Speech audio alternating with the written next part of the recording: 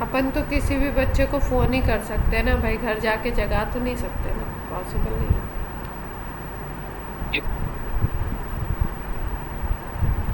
Solid state start कर रहे हैं हम लोग, है ना। तो सॉलिड स्टेट में आज तो इंट्रोडक्टरी पार्ट करेंगे हम लोग, इसमें ज़्यादा कुछ है नहीं खास, पर जो भी है वो कर लेते हैं। आवाज़ सबको आ रही है ना प्रॉपर? Yes ma'am. देखो भाई, हम लोग क्या क्या पढ़ते हैं, सॉलिड, ठीक है, लिक्विड, स्टेट्स ऑफ मैटर में यही तो पढ़ते हैं, गैसेस पढ़ते हैं। इसको हमने किस में पढ़ लिया था, 11th क्लास में पढ़ा था, गैसेस स्टेट।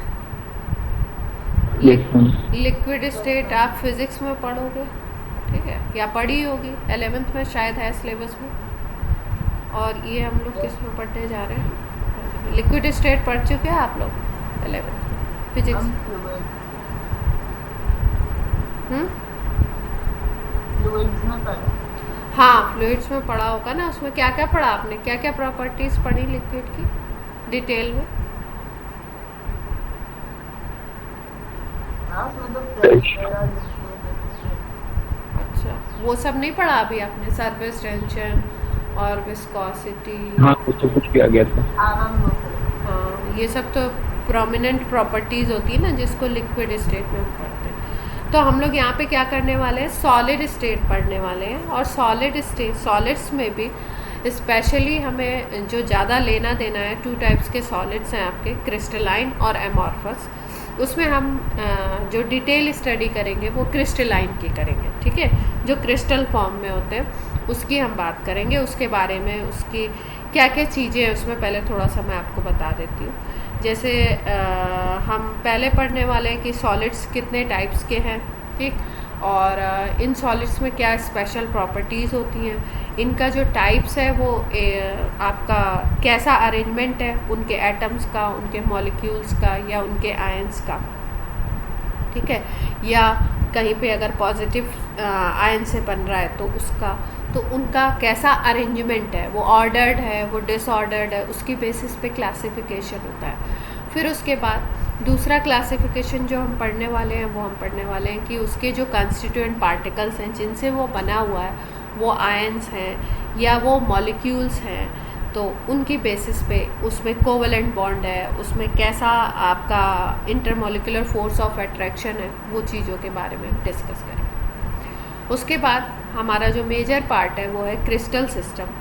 तो क्रिस्टल सिस्टम में हम लोग पढ़ने वाले हैं क्रिस्टल सिस्टम बनता किससे है, क्या उसकी बेसिक यूनिट है, उसकी डेफिनेशन क्या है, और उन बेसिक यूनिट्स में अगर हम चेंज करते हैं कुछ चीज़ों का, तो वो कैसे, उस क्रिस्टल सिस्टम को हम क्या नाम देते हैं, कितने टाइप के हो सकते हैं। और फिर उसके बाद हमें पढ़ना होता है उस क्रिस्टल सिस्टम में पैकिंग एफिशिएंसी, और you can say it packing fraction, ठीक है। पैकिंग का मतलब होता है, जैसा कि वर्ड से आपको पता लग रहा है, पैक का मतलब क्या होता है, जैसे मान लो आपको एक कोई बॉक्स दिया मैंने और आपको बोला, आपको ढेर सारे मैंगोज़ दे दिए, मैंगो का सीज़न चल रहा है ना, तो आपको बोल दिया कि इसको फिल करना है, ठीक है, बॉक्स को, सेम साइज़ के बॉक्स सबको दे दिए और खूब सारे मैंगोज़ दे दिए आप लोगों को कि आप लोग इसको फिल कर दो, ठीक है।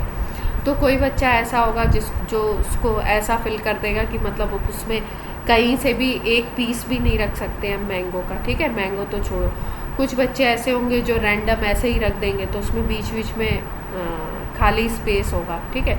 कुछ ऐसे होंगे जो थोड़ा क्लोज पैक करेंगे, ठीक है। तो ये जो होता है इसको हम लोग बोलते हैं पैकिंग, ठीक है। ये तो सिंपल वे में हमने पैकिंग बोला। अब पैकिंग फ्रैक्शन क्या है, पैकिंग फ्रैक्शन का मतलब है कि आपका सॉलिड, मान लो सॉलिड को आप 100% मान रहे हो, तो उसमें जो स्पेस है, ठीक है, उन स्पेस को हम बोलते हैं वॉइड्स, और जो स्पेस है वो कितना परसेंट है। सपोज़ मान लो आपने जो पैकिंग की, जो भी मैंने बॉक्स आपको दिया था उसमें आपने उसको, उसके पूरे वॉल्यूम को पैक कर दिया, तो हम बोलेंगे 100% पैकिंग हो गई, ठीक है। तो 100% पैकिंग का होता नहीं है इन जनरल। अब कहीं पे हमने बोला 74% पैकिंग है, तो 74% पैकिंग का क्या मतलब है कि मैंगोज़ ने जितना वॉल्यूम ऑक्यूपाई किया है वो कितना है, 74 है, ठीक है। और 100 में से माइनस करोगे 74 को तो कितना आएगा 26% जो है वो क्या है आपके वॉइड्स हैं, खाली स्पेस है। तो ये जो 74 हो गया पार्ट, इसको बोलते हैं हम पैकिंग फ्रैक्शन। ठीक है, इसको निकालते हैं अलग अलग क्रिस्टल सिस्टम के। तो स्टार्ट करें हम लोग। सबसे पहला ये जो है देखो बेसिक है, ये तो हम लोग शायद बचपन से पढ़ते आ रहे हैं, बचपन से मतलब 11 से तो पढ़ा ही रही हूँ आपको। Comparison of states of matter, अब इसमें कुछ खास नहीं है, सॉलिड लिक्विड का कंपैरिजन है, कैसे कैसे सॉलिड के पार्टिकल बहुत फिक्स्ड एक दूसरे के आसपास होते हैं। ठीक है, इनमें केवल थोड़ा बहुत ऑसिलेशन मूवमेंट हो सकता है। लिक्विड्स के उसके कंपैरिजन में आपके दूर दूर होते हैं और गैसेस के बहुत दूर होते हैं, फोर्स ऑफ अट्रैक्शन होता नहीं है। ठीक है, फिर उसके बाद अगर हम बात करें तो शेप साइज़ इसकी बात की जाती है। तो सॉलिड्स का शेप और साइज़ क्या होता है, शेप और वॉल्यूम क्या होता है, फिक्स होता है। लिक्विड के केस में क्या आता है, शेप आपका डिफरेंट हो जाएगा, वॉल्यूम तो फिक्स रहेगा। और गैसेस में क्या होता है, ना तो आपका वॉल्यूम फिक्स होगा ना ही शेप फिक्स होगा। फिर उसके बाद बात की जाती है रिस्पॉन्स टू एक्सटर्नल चेंजेस, कैसे कैसे इसमें अगर आप कोई फोर्स लगाते हो, प्रेशर लगाते हो तो कंप्रेशन होता है, नहीं होता है, क्या होता है। तो सॉलिड्स की अगर बात करो तो सॉलिड्स में कंप्रेशन एक्सपेंशन इसकी बात बहुत कम होती है। ठीक है, बहुत लीस्ट एक्सटेंट या नहीं होती है।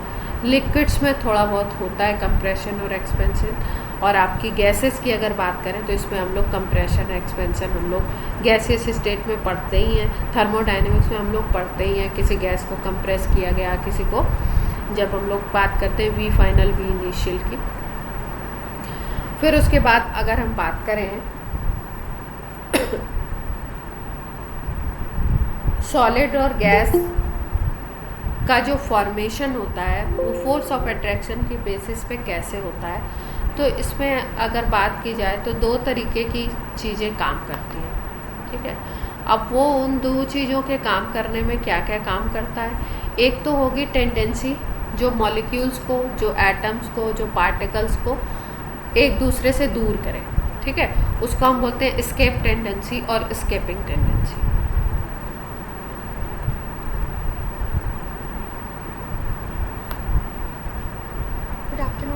गुड आफ्टरनून बेटा। और दूसरा होता है म्यूचुअल अट्रैक्शन की टेंडेंसी।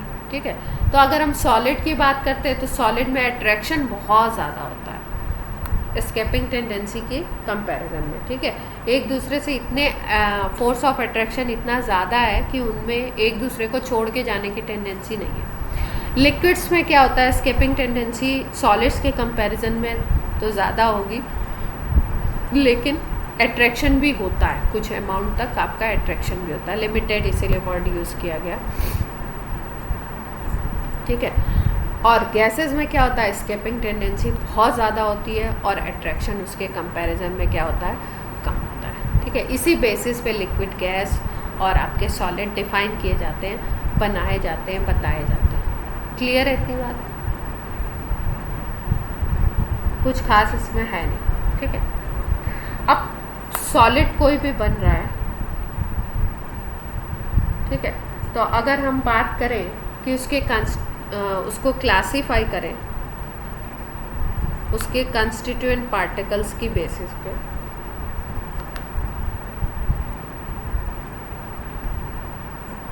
तो इसको हम कई तरीके से क्लासीफाई कर सकते हैं। जैसे अगर उसके कंस्टिट्यूएंट पार्टिकल्स मॉलिक्यूल्स हैं तो उसका नाम हमने क्या दे दिया, मॉलिक्यूलर सॉलिड। अगर उसके कंस्टिट्यूएंट पार्टिकल्स ऐसे एटम्स हैं जो पॉजिटिवली चार्ज है, जैसे मान लो ये K+ है और इसके चारों तरफ इलेक्ट्रॉन है। ठीक है, पॉजिटिवली चार्ज है, और वो पॉजिटिवली चार्ज जो एटम्स हैं उनको हम कर्नल्स बोलते हैं, और वो इलेक्ट्रॉन के सी में मूव करते रहते हैं, इलेक्ट्रॉन के सी में है, इस तरीके की सिचुएशन है, तो उसको हम बोलते हैं मेटेलिक।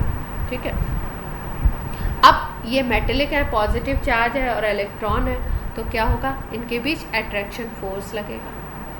अगर मॉलिक्यूलर की बात करो तो मॉलिक्यूल कई तरीके के होते हैं, जैसे मॉलिक्यूल में हाइड्रोजन बॉन्डिंग भी आप देख सकते हो कहीं पे। अगर आप आइस की बात करो तो आइस में हाइड्रोजन बॉन्डिंग भी आपको दिखती है। ठीक है, कोई ऐसा मॉलिक्यूल है जिसमें डाइपोल भी बन सकता है, तो उसमें डाइपोल डाइपोल इंटरेक्शन भी आपको दिख सकता है। ठीक है, जैसे मान लो HCl है तो HCl में डाइपोल भी डेवलप हो जाता है। ठीक है, कहीं पे ऐसा हो सकता है कि किसी एक डाइपोल के कारण दूसरे में इंड्यूस डाइपोल बन जाए, तो वहाँ पे डिस्पर्जन फोर्सेस भी लग सकते हैं। तो इस तरीके के मॉलिक्यूल्स जहाँ पे होते हैं वहाँ पे इस तरीके के फोर्स ऑफ अट्रैक्शन आपको देखने को मिलेगा। ठीक है, जैसे यहाँ पे देखो मॉलिक्यूल्स में HCl भी दिया एग्जाम्पल, आर्गन भी दिया है। इसको मॉलिक्यूल क्यों लिखा है, क्योंकि ये कैसी गैस होती है, मोनो एटॉमिक मॉलिक्यूल बोलते हैं इसको। ठीक है, अब नेचर कैसा होता है इनका, फिजिकल नेचर कैसा होता है। अगर आइस की बात करो तो हार्ड होगा, और बाकी इन दोनों की बात करो अगर तो सॉफ्ट होगा। फिर उसके बाद इनका नेचर कैसा होता है, क्योंकि मॉलिक्यूल्स होते हैं तो इनके बीच में क्या होगा, आयंस तो है नहीं। अगर आयंस होते तो इलेक्ट्रिकल चार्ज होता, और इलेक्ट्रिकल आयंस होते तो पॉजिटिव निगेटिव चार्ज होते हैं, पॉजिटिव निगेटिव चार्ज होते तो आपके वो क्या होते, कंडक्टर ऑफ इलेक्ट्रिसिटी होते। तो कभी कभी आपको ऐसे पूछ लेते हैं किसी टाइप को कि कुछ प्रॉपर्टीज़ दे देंगे, ये है ये है ये है। अब वो उसमें एक प्रॉपर्टी इंसुलेटर दे देंगे, ठीक है, ये भी दे देंगे, डिस्पर्जन फोर्सेस लग रहे हैं। अब वो किस टाइप का हो सकता है आपका सॉलिड आइडेंटिफाई करवाने के लिए, तो कैसा होगा, मॉलिक्यूलर। क्लियर है इतनी बात?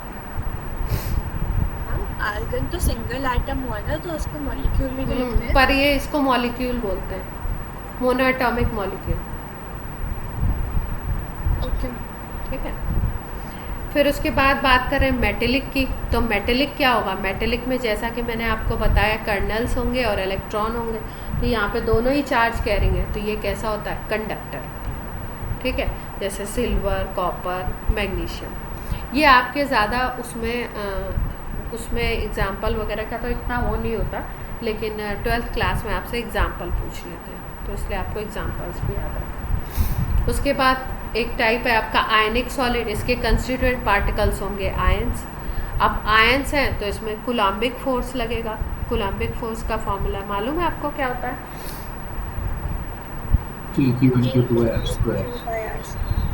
ऐसे लिखते हैं ना, ये के ही होता है ना।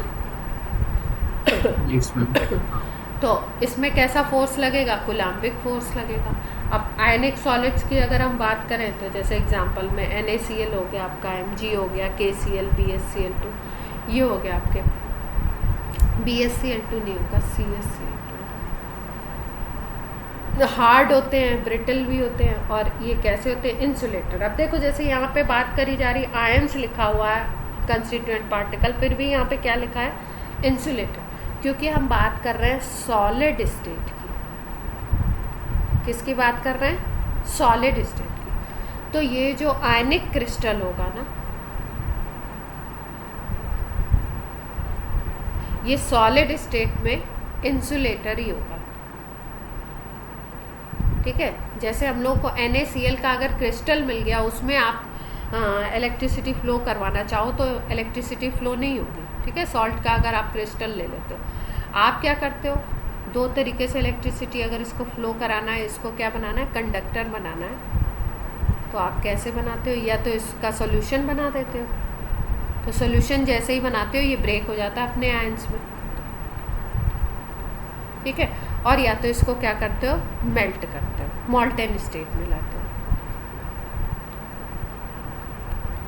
अगर मोल्टेन स्टेट में होगा, आपने इसको क्या कर दिया, हीट दे के इसको मेल्ट कर दिया, तब भी ये आयंस में ब्रेक हो जाता है, तब ये कंडक्ट करता है इलेक्ट्रिसिटी को। अदरवाइज सॉलिड स्टेट की अगर बात करो तो ये कैसा होता है, इंसुलेटर। क्लियर है बात? फिर उसके बाद आता है एक नेटवर्क और कोवेलेंट सॉलिड। इसमें कोवेलेंट बॉन्ड होगा पहली बात तो, ठीक है, कोवेलेंट बॉन्ड लगेगा, और कोवेलेंट बॉन्ड जो होते हैं यहाँ पे देखो लिखा हुआ है शॉर्ट रेंज, और यहाँ पे क्या लिखा हुआ है, इनफाइनाइट रेंज। ठीक है, इनफाइनाइट रेंज का मतलब है कि फोर्स हाई होगा, मतलब बहुत अच्छा फोर्स लगेगा, हाई डिग्री का फोर्स लगेगा। यहाँ पे लिखा हुआ है शॉर्ट रेंज, तो आपको पता है कि कोवेलेंट जो होते हैं उसमें फोर्स कौन सा लगता है, वंडर वॉल की बात करते हैं हम लोग, यस मैम, करते हैं ना वंडर वॉल फोर्सेस, और wonder wall forces short range forces होते हैं, बहुत हाई फोर्सेस तो नहीं होते। तो इनको हम बोलते हैं नेटवर्क सॉलिड या कोवलेंट सॉलिड। ठीक है, इसमें आपके देखो जैसे कि इसका एग्जांपल पूछते हैं बहुत ज़्यादा नेटवर्क सॉलिड। SiO2 होता है, SiC का क्रिस्टल होता है, डायमंड का होता है, ग्रेफाइट का होता है। ठीक है, अब ग्रेफाइट के क्रिस्टल की अगर बात करेंगे ना, तो ग्रेफाइट में आप यहाँ पे देखो इंसुलेटर टर्म लिख दिया, लेकिन ग्रेफाइट क्या होता है, इसका एग्जाम्पल क्या हो जाएगा। ग्रेफाइट में आपके लेयर्स के बीच में, ग्रेफाइट का जो क्रिस्टल होता है उसमें लेयर्स के बीच में क्या होते हैं, फ्री इलेक्ट्रॉन्स होते हैं, तो वो कंडक्टर हो जाएगा, और बाकी सारे क्या होते हैं, इंसुलेटर। क्लियर है इतनी बात। Yes ma'am. अब देखो ये कुछ पिक्चर्स वगैरह हैं, ये तो आपका आयनिक सॉलिड का NaCl है, प्लस माइनस सारे चार्जेस हैं। ठीक है, ये कौन सा है आपका C ऑफ डीलोकलाइज्ड इलेक्ट्रॉन, ये इलेक्ट्रॉन्स है डीलोकलाइज है, और उसमें मेटल आयंस है। ठीक है, ये किसका है, मेटेलिक सॉलिड हो जाएगा।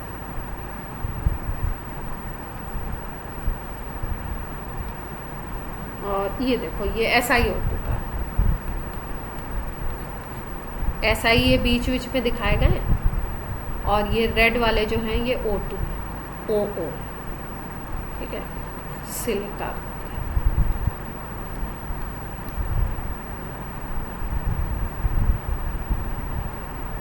अब देखो सॉलिड्स की अगर हम बात करें, अब दूसरे क्लासिफिकेशन पे हम जा रहे हैं। जैसे कैल्शियम कार्बोनेट की अगर बात करो, ये एक कंपाउंड है। ठीक है, कैल्शियम कार्बोनेट से ही बना हुआ होता है मार्बल भी, और कैल्शियम कार्बोनेट से ही बना हुआ होता है चॉक। चॉक आपकी सॉफ्ट होती है और मार्बल कैसा होता है, हार्ड होता है। अब क्या नहीं, क्यों ये एक चीज़ उसी चीज़ से बना हुआ है, लेकिन कैसा अरेंजमेंट हुआ, क्या हुआ, जिसकी वजह से एक तो सॉफ्ट बन गया और एक कैसा बन गया, हार्ड बन गया। ठीक है, तो इसकी बेसिस पे, अरेंजमेंट की बेसिस पे हम लोग सॉलिड्स को दो कैटेगरी में कैटेगराइज करते हैं। एक को बोलते हैं क्रिस्टलाइन और दूसरे को नाम दिया गया है एमॉर्फस। ठीक है, क्रिस्टलाइन का मतलब क्या है, देखो क्रिस्टलाइन का मतलब है रेगुलर अरेंजमेंट होगा। रेगुलर अरेंजमेंट का मतलब ऑर्डर्ड भी बोलते हैं कभी कभी।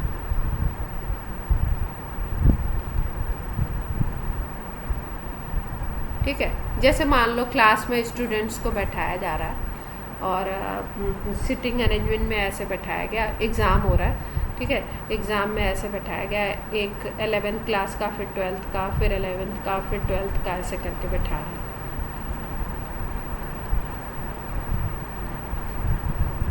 11th फिर 12th, ऐसे स्टूडेंट्स को रखा गया। ठीक है, फिर यहाँ पे 11th, फिर यहाँ 11th के नीचे 12th आ रहा है, पीछे क्या कौन बैठ रहा है, 12th बैठ रहा है, फिर यहाँ 11th। इस तरीके का अरेंजमेंट अगर हम रखते हैं तो ये आपको कैसा दिख रहा है, एक रेगुलर पैटर्न दिख रहा है आपको, इस तरफ भी जाओ इस तरफ भी जाओ, तो दोनों तरफ से, हर तरफ से ये कैसा दिख रहा है, रेगुलर दिख रहा है। तो जो क्रिस्टलाइन सॉलिड होते हैं उसमें जो भी कंस्टिट्यूएंट पार्टिकल होगा, वो एटम होगा, मॉलिक्यूल होगा, आयन होगा, मेटल आयन होगा, कोई भी हो, उसका जो कंस्टिट्यूएंट पार्टिकल्स होंगे वो क्या होंगे, रेगुलर अरेंजमेंट में होंगे, बिल्कुल। ठीक है, इसी वजह से रेगुलर अरेंजमेंट की वजह से वो हार्ड हो जाता है। और दूसरा वाला जो है एमॉर्फस, एमॉर्फस कैसा होता है, एमॉर्फस को हम बोलते हैं सुपर कूल्ड लिक्विड भी बोलते हैं। इसमें क्या होता है, इसमें डिसऑर्डरनेस आपको दिखेगी, नो रेगुलर अरेंजमेंट।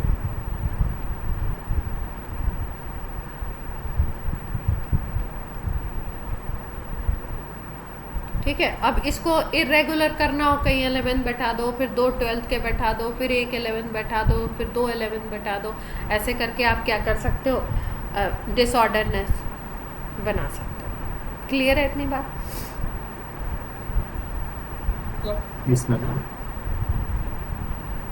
अब कुछ और बातें भी करते हैं, जैसे क्रिस्टलाइन की अगर हम बात करें तो क्रिस्टलाइन में डेफिनेट ज्योमेट्रिकल शेप आता है। क्यों, रीज़न वही है कि ऑर्डरनेस होती है। दूसरा, एमॉर्फस में इरेगुलर शेप होता है। जैसे इसका एमॉर्फस का एग्जांपल ग्लास होता है, ठीक है। क्रिस्टलाइन का एग्जांपल अगर बोले तो NaCl हो गया।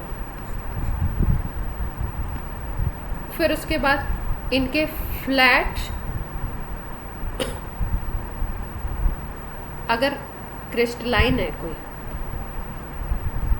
ठीक है, और आप इसको कट करते हो, ठीक है, तो कट करने पे क्या होता है, इनके जो आपके एजेस मिलते हैं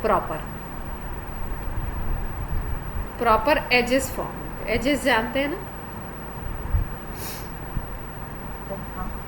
और एमॉर्फस को अगर कट करोगे तो प्रॉपर एजेस नहीं मिलेंगे, ठीक है, इसका इर्रेगुलर सा शेप मिलेगा आपको, ठीक है। तो इसीलिए बोला जाता है इसको, जी ये जो कटिंग की प्रॉपर्टी होती है इसको बोलते हैं क्लीवेज प्रॉपर्टी।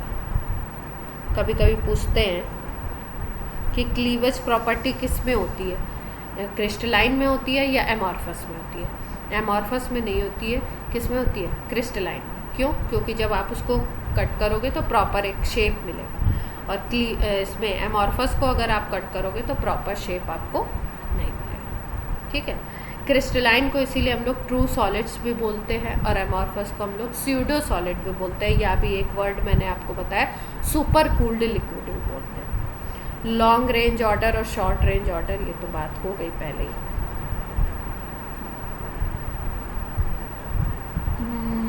अच्छा, एक वर्ड देखो यहाँ पे दिया गया है पॉलीमॉर्फिज्म। कोई आपका सब्सटेंस ऐसा हो सकता है, सेम सब्सटेंस हो और उसके क्रिस्टल्स अलग अलग तरीके के हो, क्रिस्टलाइन स्ट्रक्चर उसका क्या हो जाए, डिफरेंट हो जाए, ठीक है। मान लो एक क्रिस्टलाइन स्ट्रक्चर 1 है, उसको कुछ नाम दिया गया, और दूसरा उसका क्रिस्टलाइन स्ट्रक्चर 2, ठीक है। ऐसे केसेस में अगर सेम सब्सटेंस के कई सारे क्रिस्टलाइन स्ट्रक्चर होते हैं तो उसको हम उन सब्सटेंसेस को बोलते हैं एक दूसरे का पॉलीमॉर्फ्स, और ये जो फिनोमिनन होता है इसको बोलते हैं पॉलीमॉर्फिज्म, ठीक है। पॉली का मतलब होता है मैनी, और मॉर्फोलॉजी का मतलब होता है एक्सटर्नल, उसका स्ट्रक्चर जो भी आपका दिख रहा है, ठीक है। क्लियर है बात? Yes sir. उसके बाद इनके जो क्रिस्टल्स होते हैं इनके फिक्स्ड शार्प मेल्टिंग पॉइंट होते हैं, और इसमें क्योंकि डिसऑर्डर अरेंजमेंट होता है एमॉर्फस वाले में, तो इनका शार्प मेल्टिंग पॉइंट नहीं मिलता है, एक रेंज मिलती है। जैसे मान लो इनको मेल्ट होना है तो एक रेंज होगी इनकी, उस पर ये मेल्ट होंगे, और यहाँ पे क्या होगा, एक शार्प मेल्टिंग पॉइंट होगा। अगर उस पॉइंट पे पहुँच गए, उस टेम्परेचर पे पहुँच गए, तो सारे के सारे मॉलिक्यूल्स, पूरा जो सॉलिड होगा वो क्या होगा, मेल्ट हो जाएगा। उसके बाद देखो ये ग्राफ देखिए, cooling curve of crystalline solid दिखाया गया, और ये cooling curve of amorphous solid. क्या डिफरेंस दिख रहा है, ध्यान से देखो दोनों, आप नोटिस करो तब फिर मैं बताऊँ।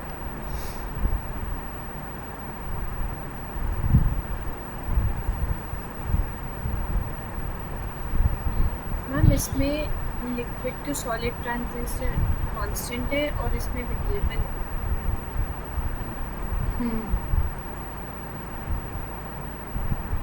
हाँ, एक कोई टेम्परेचर ये है, ठीक है, इस पे आप देख रहे हो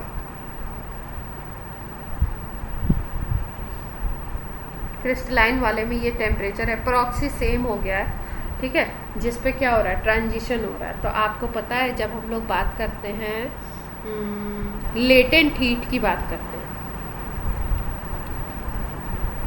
तो लेटेंट हीट की जब बात की जाती है, या कन्वर्जन की बात करते हैं, किसी फेज़ का किसी दूसरे फेज़ में, मान लो सॉलिड टू लिक्विड होना है,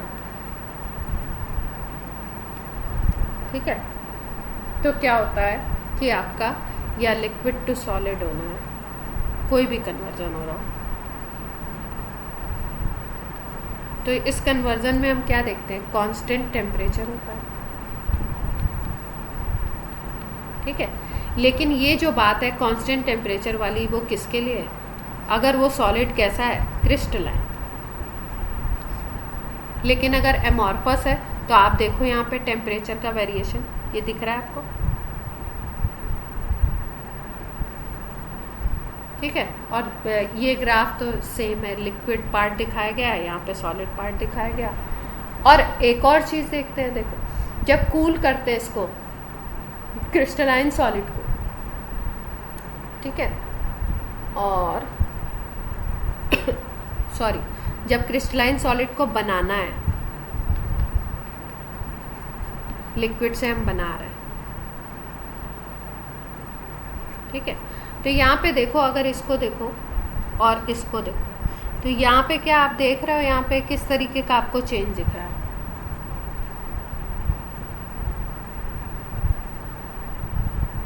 इसमें कुछ आपको सडन, इसके कंपैरिजन में सडन चेंज दिख रहा है क्या?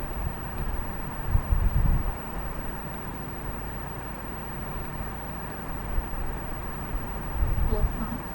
और अगर एमॉर्फस को देखो तो इसको क्या किया गया? स्लोली कूल किया गया। भाई हम लोग जैसे बात करते हैं, एक बात की जाती है ना,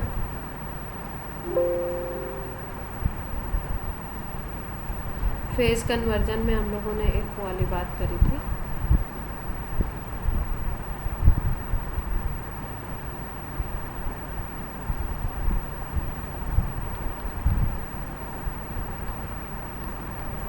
एक ये बात करी थी हम लोगों ने, क्या? Liquefaction of gases. तो इसमें हम लोग क्या करते थे? इसमें किसी गैस के ऊपर हम क्या करते थे? हाई प्रेशर अप्लाई करते थे, यही तो करते थे, और वो किस में कन्वर्ट होती थी? लिक्विड में। लेकिन उसके लिए एक सर्टेन टेम्परेचर भी होता था ना, टेम्परेचर भी एक लिया जाता था, ठीक है। अगर उससे ऊपर टेम्परेचर है तो वो कितना भी प्रेशर लगा दो वो गैस कन्वर्ट नहीं होती है लिक्विड में। तो उस टेम्परेचर को क्या नाम दिया गया था? क्रिटिकल टेम्परेचर नाम दिया गया था। यस और नो? तो इसका मतलब क्या है? फेज कन्वर्जन अगर हो रहा है कहीं पे भी, तो उसमें क्या होता है? आपका टेम्परेचर का बड़ा रोल होता है, प्रेशर का भी रोल है और टेम्परेचर का भी रोल है। अगर आप रिवर्स कर रहे हो तो आपको क्या करना पड़ता है? प्रेशर लगाना पड़ता है। भाई जैसे मान लो आप गैस टू क्या बना रहे हो? लिक्विड बना रहे हो, या लिक्विड टू क्या बना रहे हो? सॉलिड बना रहे हो, तो क्या करना पड़ता है? आपको कंप्रेस करना पड़ता है। कंप्रेस करते हैं ना, तभी बन सकता है। लेकिन उसके लिए भी एक क्या होता है? एक टेम्परेचर होता है। प्रेशर तो आप लगाओगे पर एक एप्रोप्रिएट टेम्परेचर होता है। तो अगर हमें क्रिस्टलाइन सॉलिड बनाना है तो उसके लिए क्रिस्टलाइन सॉलिड की मेकिंग में आपका सडन चेंज होता है, सडन कूलिंग करी जाती है।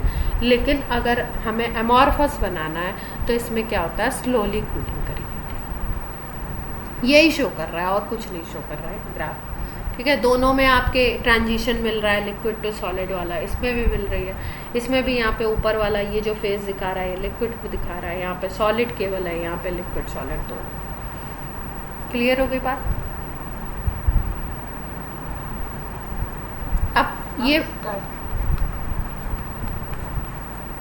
अब ये बड़ा पूछा जाता है, ये इम्पॉर्टेंट है, ठीक है। ये दो नेचर है, एक को बोलते हैं एनाइसोट्रोपिक और दूसरे को बोलते हैं आइसोट्रोपिक, ठीक है। आइसो का मतलब भाई आपको पता ही है सेम होता है, एनाइसो का मतलब हो गया डिफरेंट। अब क्या डिफरेंट है क्या सेम है ये देखते हैं हम लोग, क्योंकि ये जो आपका क्रिस्टलाइन सॉलिड है इसमें रेगुलर अरेंजमेंट है,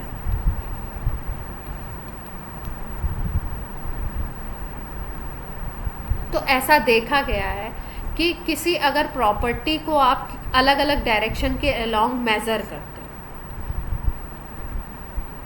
अलोंग डिफरेंट डायरेक्शंस अगर आप देखते हो,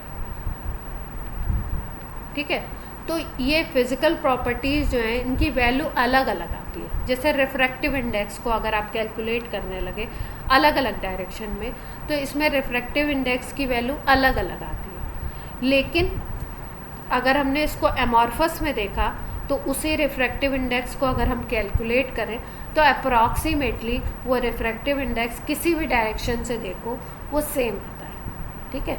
अब क्या रीज़न है इसको थोड़ा सा ऐसे समझते हैं।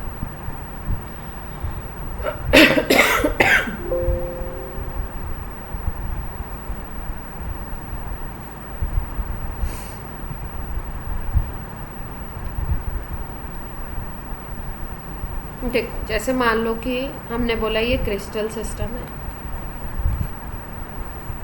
क्रिस्टलाइन है, और ये वाला एमॉर्फस है।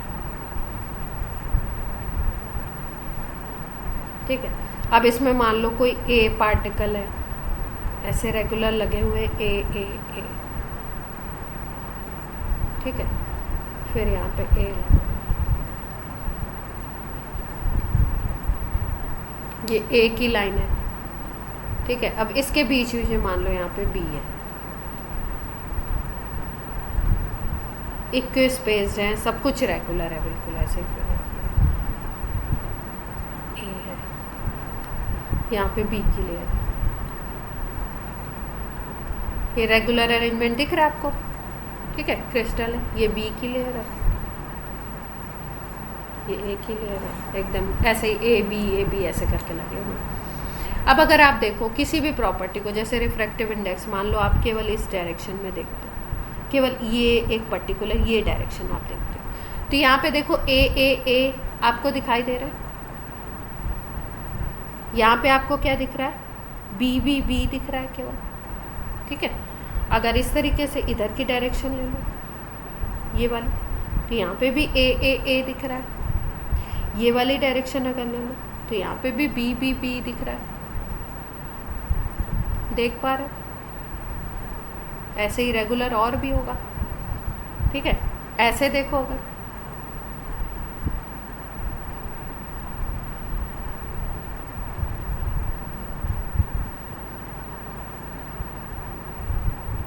ये डायरेक्शन देखो,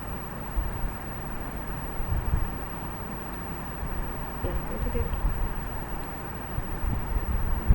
ठीक है, तो जैसे मान लो आपने इस डायरेक्शन से किसी चीज़ को निकाला, ये डायरेक्शन आपने ली, तो यहाँ से आपने रिफ्रैक्टिव इंडेक्स निकाला। अब मान लो यहाँ पे वैल्यू आती है x, अब आपने डायरेक्शन चेंज कर दी, आपने बोला यहाँ ऊपर से निकालेंगे या इधर से निकालते हैं। ठीक है, ये वाले से यहाँ से निकालते हैं इस डायरेक्शन से।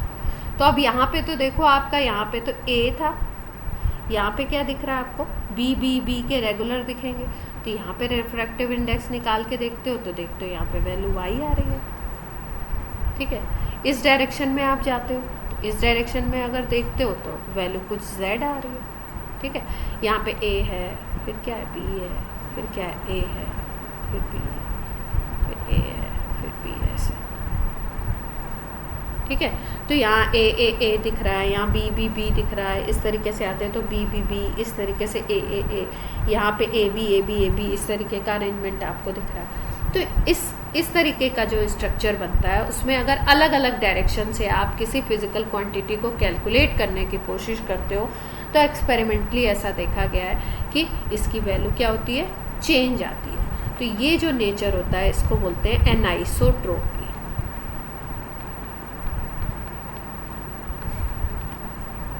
कुछ बात क्लियर हुई थोड़ी थोड़ी?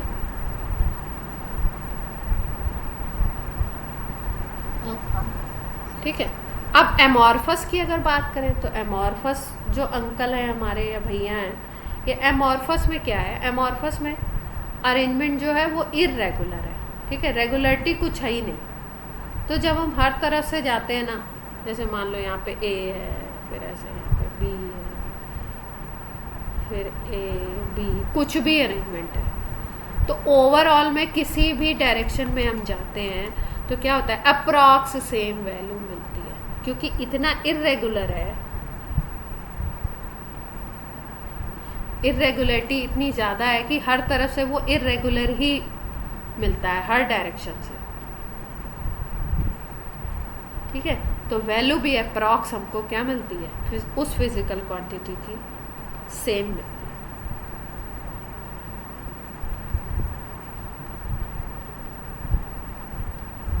और इसको हम बोलते हैं क्या? आइसोट्रोपी। क्लियर है? यहाँ अरेंजमेंट रेगुलर है, लेकिन अगर किसी फिजिकल प्रॉपर्टी को अलग अलग डायरेक्शन से कैलकुलेट करोगे तो उसकी वैल्यू डिफरेंट मिलेगी। और यहाँ पे अरेंजमेंट इरेगुलर है, और इस तरीके का इरेगुलर है कि किसी भी डायरेक्शन में चले जाओ इरेगुलरिटी लगभग सेम है, इसलिए उस फिजिकल प्रॉपर्टी की वैल्यू क्या मिल रही है? हमको सेम मिल रही है। इसको इसलिए हम इसको क्या बोलते हैं? आइसोट्रोपी। क्लियर है? यस। तो क्या क्या पढ़ा हमने? एक तो क्लीवेज प्रॉपर्टी पढ़ी, दूसरा हमने पढ़ा पॉलीमॉर्फिज्म की बात करी, फिर हमने बात करी मेल्टिंग पॉइंट की कि इनके फिक्स होते हैं और इनके कैसे होते हैं, एक रेंज मिलती है। इनको स्यूडो सॉलिड या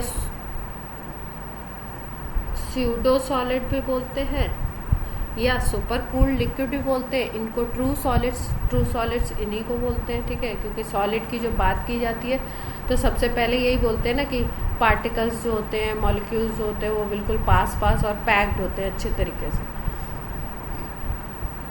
और फिर हमने बात करी एनाइसोट्रॉपी और आइसोट्रॉपी की। अब ये कुछ ये किसका है,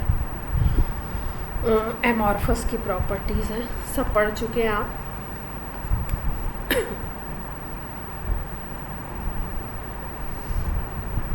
क्या है एक्चुअली इसमें मैंने सोचा कि ज़्यादा लिखना नहीं पड़े क्योंकि मेरी राइटिंग उतना अच्छा होता नहीं है, तो चीज़ों को अगर इस तरीके के फॉर्म में आपको मिल जाए।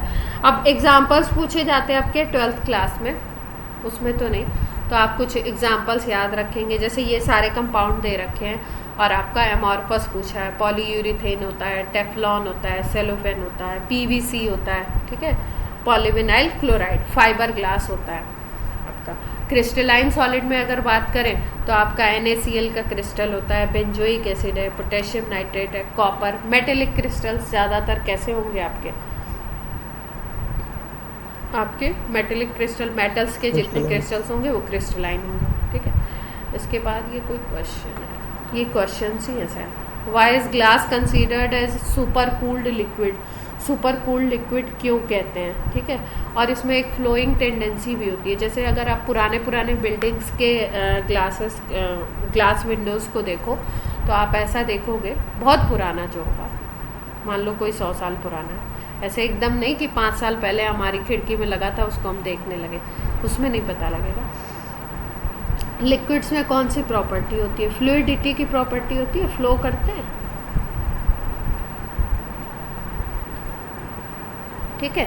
तो अगर बहुत पुराना विंडो है, ओल्ड ग्लासेस है अगर, तो क्या देखते हैं कि नीचे की तरफ जो लोअर एंड होता है ना उसका, अगर उसको देखा जाए तो ये जो अपर एंड है इसके कंपैरिजन में लोअर एंड जो होता है वो थिकर होता है थोड़ा सा।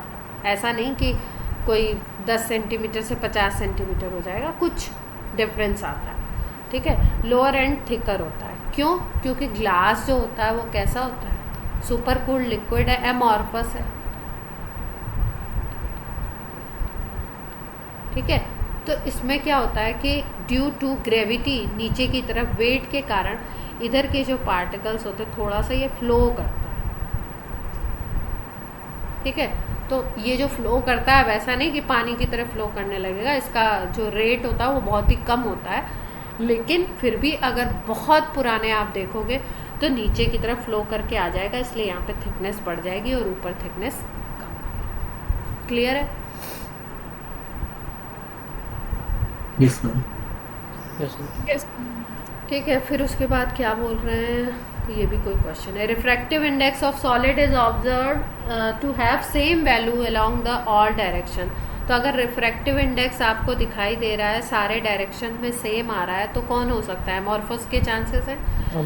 हाँ। Comment on the nature of solid and would that show cleavage property. Cleavage property show करेगा क्या? नाइफ से अगर आप कट करोगे तो ये इसके शार्प एजेस आपको नहीं मिलेंगे, ठीक है। तो क्लीवेज प्रॉपर्टी नहीं होगी इसमें, और इसका रिफ्रैक्टिव इंडेक्स सारे डायरेक्शन में अगर सेम मिल रहा है तो उसकी कौन सी प्रॉपर्टी को शो कर रहा है? वो एमॉर्फस। क्लियर बात? ये आइसोट्रोपिक नेचर, एमॉर्फस सॉलिड है और क्लीन क्लीवेज नहीं मिलेगा इसमें, इर्रेगुलर सरफेसेस मिलेंगे आपको। फिर ये कुछ एग्जांपल्स हैं जिनको याद रखना है आपको। अब एक एक को मैं रीड करके बताऊं वो ठीक नहीं है। ये एग्जांपल्स हैं आयनिक के, नॉन पोलर के, आपके मॉलिक्यूलर में हाइड्रोजन बॉन्डेड कौन से हैं, फिर उसके बाद मेटेलिक कौन सा है, जैसे रुबीडियम का क्रिस्टल है, सिलिकॉन कार्बाइड SiC, टिन है मेटेलिक, यूरिया मॉलिक्यूलर बनता है और पोलर बनता है, पोलर क्यों बन सकता है ये? क्योंकि इस पे NH2 है ना, तो इस पे प्लस चार्ज आ सकता है, सॉरी माइनस चार्ज, प्लस भी आ सकता है। वाटर मॉलिक्यूलर होता है, आपको पता ही है, और इसमें स्पेशलिटी क्या होती है? हाइड्रोजन बॉन्डिंग होती है। ग्रेफाइट की अगर बात करें तो ग्रेफाइट जो होता है आपका कोवेलेंट होता है, नेटवर्क सॉलिड होता है। आपने ग्रेफाइट का स्ट्रक्चर आपको दिखाया हुआ है। अब देखो ये क्या बोल रही है, भी क्वेश्चन है, solid A is very hard electrical insulator in solid as well as in molten state. देखो सॉलिड में भी है और मॉल्टेन में भी है, इलेक्ट्रिकल इंसुलेटर है, तो आपका आयनिक तो हो नहीं सकता, ठीक है, दोनों कंडीशन में अगर ये मॉल्टेन में भी है। And melts at extremely high temperature, बहुत हाई टेम्परेचर पे मेल्ट होता है। What type of solid is it, ठीक है। तो अभी देखो हमने कौन कौन से देखे थे। देखो मेटेलिक तो हो नहीं सकता, मेटेलिक तो कैसा होता है आपका,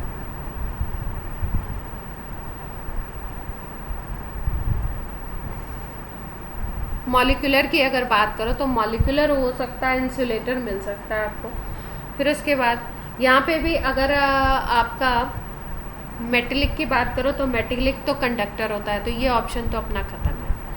फिर उसके बाद आप बात करो अगर आयनिक की, तो आयंस होते हैं, इनको अगर मेल्ट करोगे तो ये भी कंडक्टर बन जाएगा, वैसे तो आपका इंसुलेटर होता है। तो अब ऑप्शन कौन कौन से बच गए अपने पास कि ये नेटवर्क सॉलिड हो सकता है, या कौन सा हो सकता है आपका मॉलिक्यूलर सॉलिड हो सकता है। लेकिन इसमें एक और बात कर दी गई है,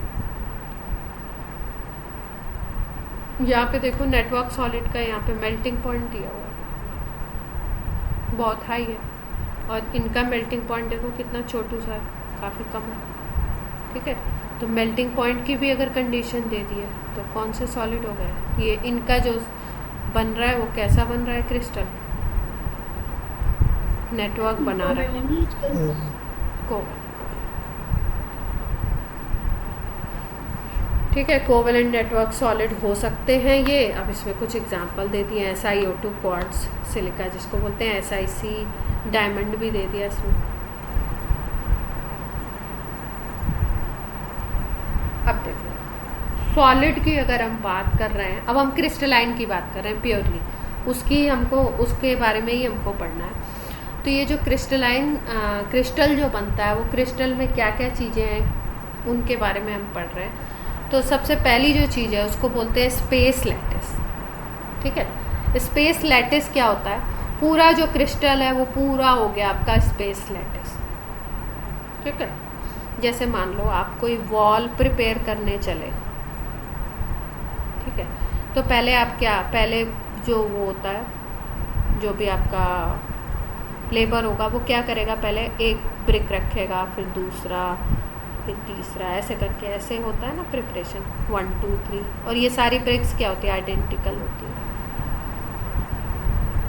ऐसे करके फिर ये पूरा बन जाता है अपना वॉल जो भी बना रहे हो, ठीक है। तो ये जो पूरा क्रिस्टल है 3D में, जो पूरा क्रिस्टल है इसको हम क्या बोलते हैं? Space lattice. और इसकी एक जो ये बेसिक यूनिट है जिसको यहाँ पे हम ब्रिक बोल सकते हैं अगर ये वाला केस में, तो ये बेसिक यूनिट हुई ना। इस बेसिक यूनिट को बार बार रिपीट किया जाता है, किस डायरेक्शन में? 3D में रिपीट किया जा रहा है। 3D में रिपीट करने का क्या मतलब है? एक्स में भी कर रहे हो, वाई में भी, ऊपर नीचे हर डायरेक्शन में इसको बार बार रिपीट कर रहे हो, ऐड कर रहे हो, और फिर उसके एडिशन से क्या बन रहा है आपका? Space lattice. क्लियर हुई बात? और ये जो बेसिक यूनिट है इसको हम बोलते हैं, जिसको हम रिपीट किया जाता है बार बार क्रिस्टल के फॉर्मेशन में, उसको हम बोलते हैं यूनिट सेल।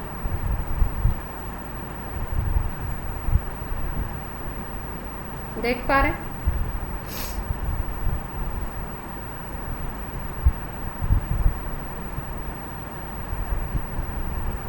जैसे मान लो ये एक आपका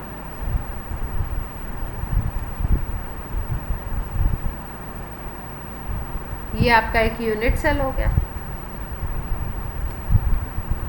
ठीक है। अब इसके ऊपर एक यहाँ पे एक क्यूब लगा दो, इधर एक क्यूब लगा दो, इधर एक क्यूब लगा दो, इधर आगे की तरफ लगा दो, पीछे लगा दो, जितने इसके फेजेस हैं, ठीक है। और फिर जो ऊपर वाले हैं उनके लगा दो। तो ऐसे रिपीट कर करके सारे 3D में पूरा, तो पूरा स्पेस लैटिस बन जाएगा, पूरा क्रिस्टल तैयार हो जाएगा। Yes ma'am.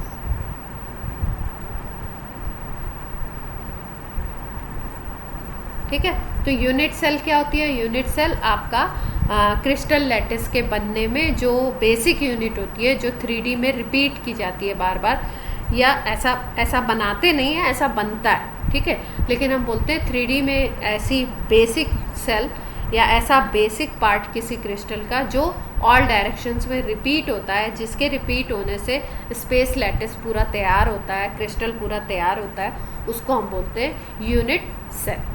क्लियर?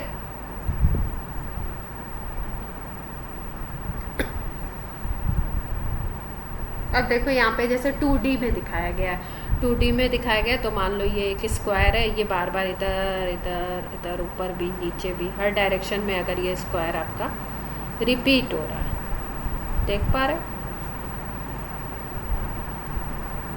अब ये क्या बना देगा? क्रिस्टल बना देगा। ये 2D में दिख रहा है आपको, ऐसे दिख रहा है, 3D में तो देख नहीं सकते।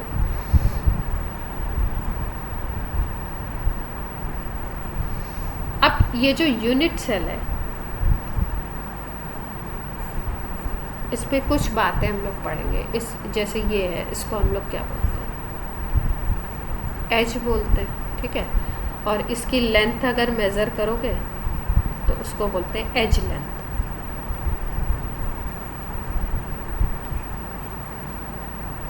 ठीक है, ये पूरी लेंथ अगर लेते हो तो इसको बोलोगे एज लेंथ। ये भी है एज लेंथ, ये भी है, ये भी है, सारी एज लेंथ, ठीक है। ये एंगल्स हैं इनके, इनका भी काम होता है, इनकी बेसिस पे अलग अलग तरीके के क्रिस्टल सिस्टम बनते हैं, ठीक है। तो एक जो यूनिट सेल कई टाइप की होती है, लेकिन जो बेसिक होती है, या जिसको हम बोलते हैं सिंपल या प्रिमिटिव, वो होती है कैसी? Cube form. वो यूनिट सेल का शेप कैसा होगा? क्यूब, ठीक है। तो अगर यूनिट सेल आपकी कैसी है? क्यूब शेप की है, तो हम लोग क्या मानते हैं उसको? सिंपल यूनिट सेल बोलते हैं या प्रिमिटिव बोलते हैं, ठीक है। अब ये यूनिट सेल में ये क्या है आपके? इनको बोलते हैं कॉर्नर्स।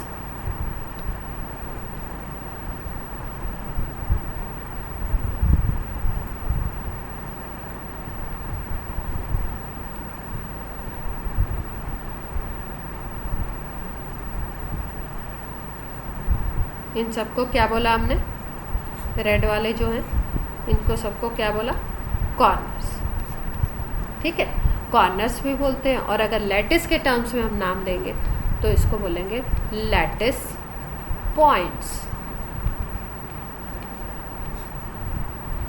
क्लियर है इतनी बात?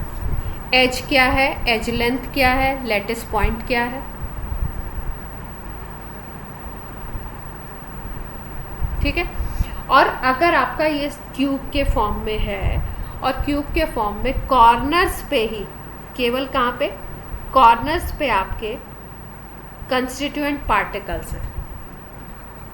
एट कॉर्नर्स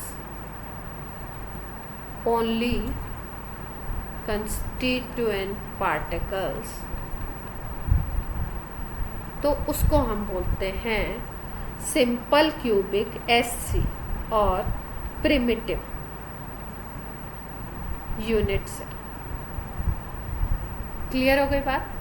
जैसे मान लो हमने बोला ये क्रिस्टल है आपका, सपोज हमने बोला सिल्वर का, ठीक है, सिल्वर का मेटेलिक क्रिस्टल है, तो इसका मतलब यहाँ पे कौन होगा?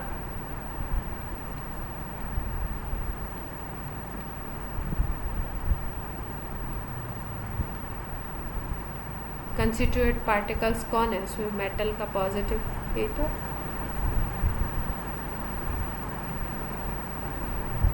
देख पा रहे हो सब लोग? Yes. अब ये बता रहे हैं lattice point. Lattice point represent one constituent particle of solid. बताया ही मैंने, ये कॉर्नर्स पे जो भी आपके पार्टिकल्स हैं उनको लैटिस पॉइंट बोलेंगे। ये एटम भी हो सकता है, मॉलिक्यूल भी हो सकता है, ग्रुप ऑफ एटम भी हो सकता है, आयंस भी हो सकता है। किस तरीके का लैटिस है, किस तरीके का क्रिस्टल है, दैट डिपेंड्स। उसके बाद प्रिमिटिव किसको बोलते हैं? जब कॉर्नर्स पे होंगे, यूनिट सेल के कॉर्नर्स पे होंगे। और अगर कहीं और पे भी होते हैं, लैटिस के यूनिट सेल के अंदर भी होता है, तो हम लोग बोलते हैं उसको नॉन प्रिमिटिव या सेंटर। ठीक है, तो देखो कैसे कैसे।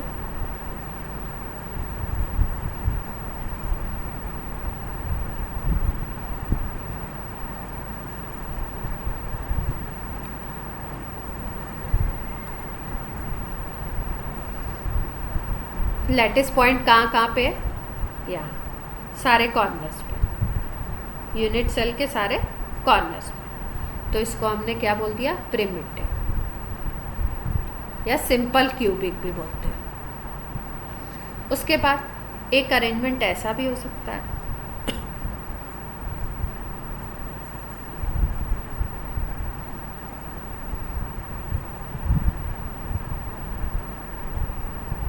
आपको लैटिस पॉइंट सारे कॉर्नर्स पे तो मिले ही मिले,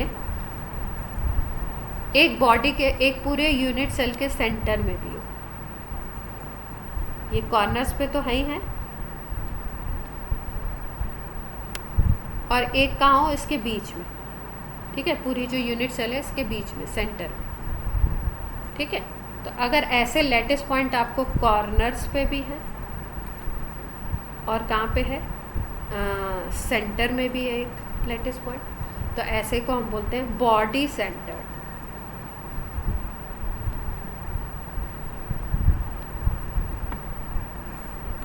बॉडी सेंटर्ड क्यूबिक सिस्टम। ठीक है, BCC भी बोलते हैं। और एक और टाइप होता है। सबको क्लियर हो रही है बात कि लैटिस पॉइंट कहाँ पे होगा? आपका पहले वाले में कॉर्नर्स पे था केवल, दूसरा वाला जिसको हमने बॉडी सेंटर्ड बोला उसमें कहाँ पे था? कॉर्नर्स पे तो था ही था, एक बॉडी, एक पूरी यूनिट सेल के बिल्कुल सेंटर में, बीचों बीच में। अब कॉर्नर्स पे तो होंगे ही होंगे, कोई भी टाइप हो कॉर्नर पे तो होगा ही, सारे कॉर्नर्स पे है। और दूसरा है आपके फेसेस के सेंटर्स, ऑल कॉर्नर्स पे और फेसेस के सेंटर्स पे। ठीक है, तो इसको हम बोलते हैं FCC, फेस सेंटर।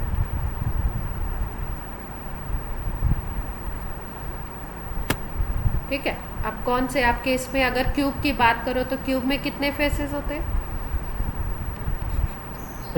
6 फेसेस होते हैं। तो 6 फेसेस के बीच बीच में अगर आप ऐसे रखो,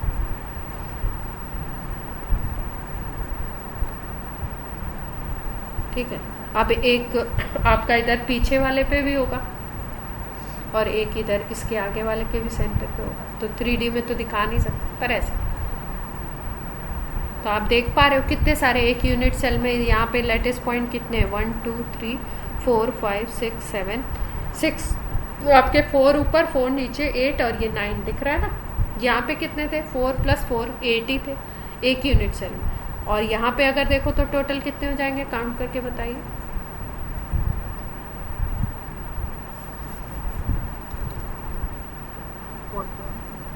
14। ठीक है, एक और होता है, उसको हम बोलते हैं एंड सेंटर्ड।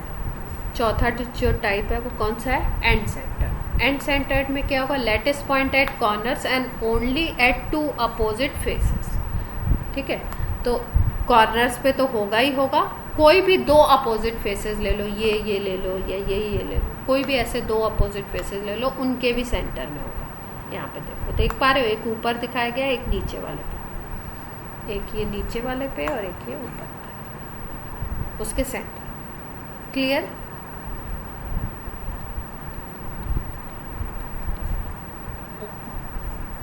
ये देखो, हमने ये ऑर्थोरोपिक हाँ, ये शेप्स हैं, इन्हीं से बनेंगे, इन्हीं से कई सारे बनेंगे, अभी बताते हैं सब। ठीक है, ये बॉडी सेंटर्ड और इनका ये एक इसको मॉडल कह सकते हो आप।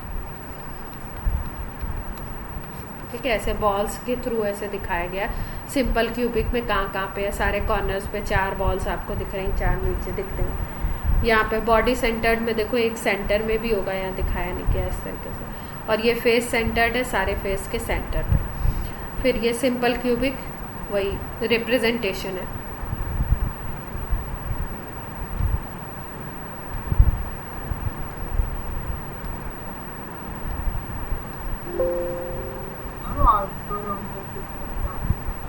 ऑर्थोरोम्बिक सिस्टम बता रहे हैं अभी। ठीक है, कई सारे हैं इसमें शेप्स की बेसिस पे।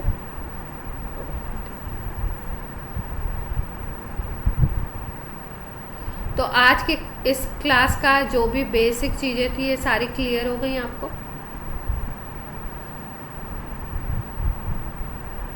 Yes. चलो, कौन है ऐसा जो बताएगा क्या क्या पढ़ा हमने?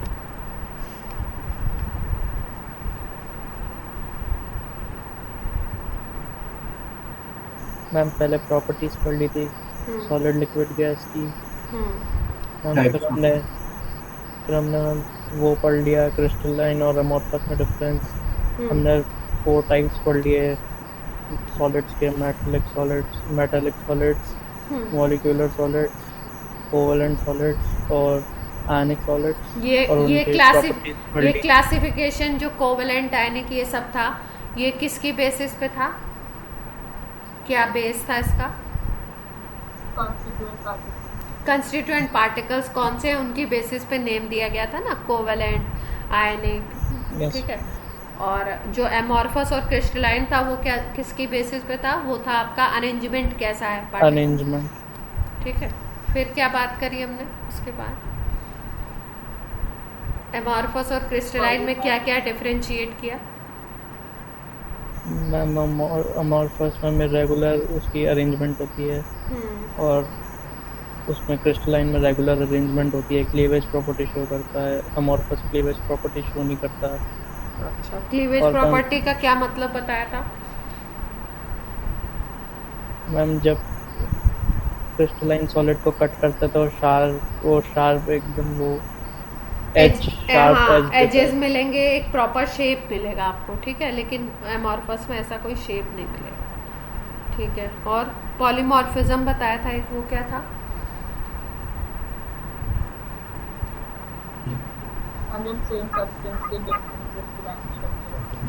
अच्छा, मैम हाँ। अगर 2 क्रिस्टलाइन सब वो कंपाउंड हो तो 2 अलग अलग हो जाए तो उनको बोलते हैं। 2 अलग अलग नहीं, सेम सब्सटेंस है, उसके अगर 2 क्रिस्टल आपको 2 तरीके के दिख रहे हैं, ठीक है, जिनको आपको 2 नाम देने पड़ रहे हैं, अलग अलग प्रॉपर्टीज शो कर रहे हैं, तो उनको हम क्या बोलेंगे? पॉलीमॉर्फ्स।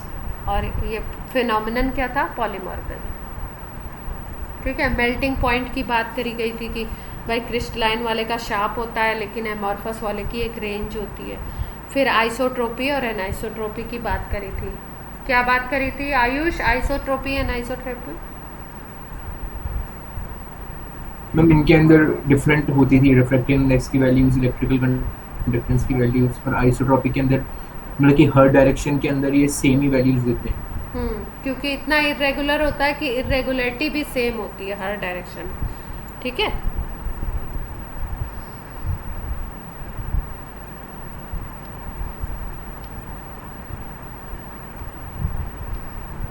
जैसे कोई बच्चा मान लो इतना ज़्यादा इनडिसिप्लिन हो जाए कि मतलब इनडिसिप्लिन नहीं, हाँ मतलब बोल सकते सारे जितने भी मतलब एक थोड़ा बैड बॉय की या बैड गर्ल की प्रॉपर्टीज़ हो, सारे में ही उसका जो लेवल हो बहुत हाई हो जाए, तो हम क्या बोलेंगे कि सारे मतलब डायरेक्शन में या सारी प्रॉपर्टीज़ में उसका क्या हो गया, बिल्कुल मामला इनडिसिप्लिन हो गया। ठीक है, तो किधर से भी ले लो, कोई भी प्रॉपर्टी चेक कर लो उसकी, वो सारे में क्या आएगा, उसकी जो डिग्री आएगी वो इनडिसिप्लिन आएगी। तो एमॉर्फस में इसी तरीके का इरेगुलर अरेंजमेंट होता है, इतना ज़्यादा इरेगुलर होता है कि किसी भी डायरेक्शन से किसी भी फिजिकल प्रॉपर्टी को कैलकुलेट करो वो सब में सेम ही आता है। क्लियर है? ये एग्जांपल्स याद रखेंगे, एग्जांपल्स पूछ लेते हैं आपसे 12th वगैरह में, है ना? और अब कल हम लोग यूनिट सेल पे और आगे चलेंगे और बात करेंगे। ठीक है, आज की क्लास यहीं पे ख़त्म करते हैं, क्योंकि मेरा पीपीटी जितना भी बना था वो आज मैंने बता दिया। मुझे लगा इतना हो नहीं पाएगा शायद, अब अगली क्लास में थोड़ा ज़्यादा करके रखूँगी जिससे कि आसान हो और चीज़ें। ठीक है, और प्रणय आप कब तक बता दोगे? कुछ आपका पता है कब तक हो जाएगा? मैम